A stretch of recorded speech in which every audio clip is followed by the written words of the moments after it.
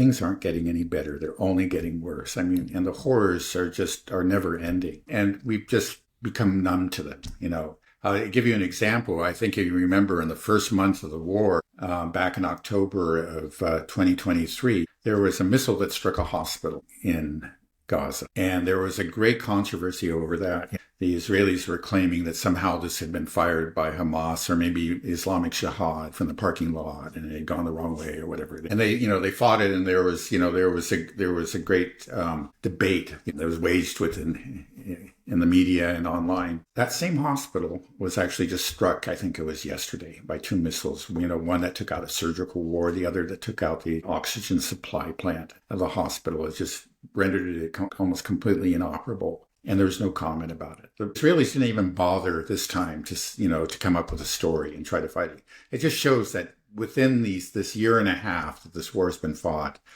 we are witnessing a descent into barbarism, something not just within Israel, but among all of Israel's supporters, all those people, all those media organizations, those journalists, those politicians that are complicit. It felt like, once they had some sort of conscience, or at least they needed to keep up this appearance of a concern for human lives, other than Israeli lives. And now they don't even bother. I mean, this is what we're seeing. Gaza is becoming uninhabitable. They destroyed a water pipeline that supplied 70% of the drinking water in Gaza. That is still inoperable. And when the Gazans themselves tried to repair it, they were attacked by the Israelis. And that's just, a thing, no food, no water, no hospitals, all the homes. Some of the homes that were, have been repaired have been destroyed again. I think it was just yesterday, a family of like 12 had moved back into a house that they had repaired. It had been attacked early, and then it was destroyed again, and everybody was killed. The grandparents,